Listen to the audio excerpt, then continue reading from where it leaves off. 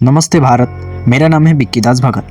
तो आज हम एक काफ़ी इम्पोर्टेंट विषय में आलोचना करने वाले हैं, वो है ईश्वर, भगवान, देवता। ये सब कौन है? सनातन धर्म में ईश्वर, भगवान, देवता ये नाम तो आती है और लोग असल में जानते नहीं है कि ईश्वर, भगवान और देवता कौन है और किससे कहा जाता है।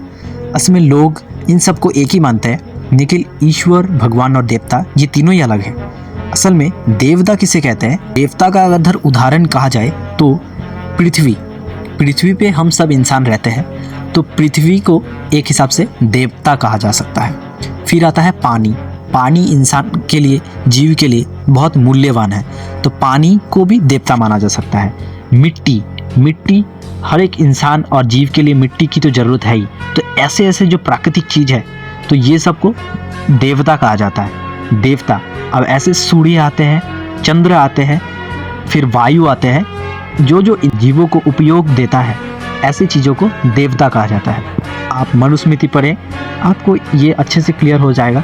फिर स्वामी दयानंद सरस्वती की ऋग्वेद भाष्य भूमिका ये किताब अगर पढ़ेंगे तो आप यहाँ से भी आप समझ सकेंगे कि इन सब का कॉन्सेप्ट क्या है। तो देवता, कुछ इंसान भी देवता हो सकता है, और देवता साधारणतः इंसान नहीं, पर्सनली यही सब वस्तु को देवता कहा जाता है जो मैंने बताया। फिर आते भगवान साधारणतः इंसान को ही भगवान कहा जाता है। जब आपके कर्म नॉर्मल इंसान से काफ़ी ऊपर चल जाते हैं, जब आपके अंदर क्रोध, काम, ईर्ष्या ये सब का त्याग हो चुका है, जब आप उस ईश्वर को मन दे देते हैं और आप समाज कल्याण के लिए जो कर्म करते हैं, ऐसे व्यक्ति भगवान बनते हैं। और भगवान श्री कृष्ण, श्री राम, हनुमान जी, शिव जी ये सब जो थे ये लोग भगवान थे।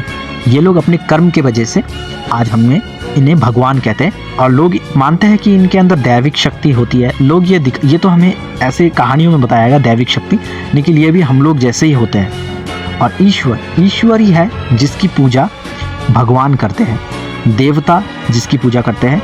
जो ईश्वर सब संसार को बनाया है वही है ईश्वर।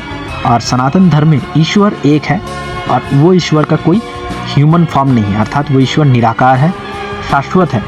अगर आप उपनिषद पढ़ेंगे, उपनिषद में भी कहा गया है कि वो ईश्वर बहुत पास भी है, बहुत दूर भी है। भगवद गीता के चैप्टर 18, चैप्टर 16, चैप्टर 10 में भी श्री कृष्ण ने उस ईश्वर को एक्सप्लेन किया है कि वो निराकार ईश्वर से ये पूरा संसार व्याप्त है, अर्थात ये जो संसार है ये उस निराकार ईश्वर से बना है।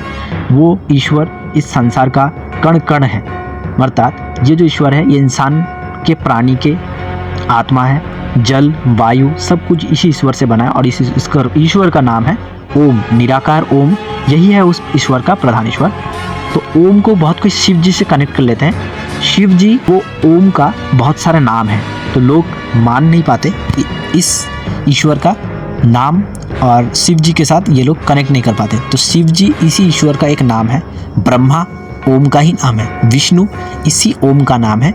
इंसान इसी ईश्वर को अलग अलग फॉर्म में पूजा करते हैं, कोई विष्णु को पूजा करता है, कोई शिव जी को पूजा करता है, लेकिन यही निराकार ओम को पूजा जाता है इस इंसानी रूप में।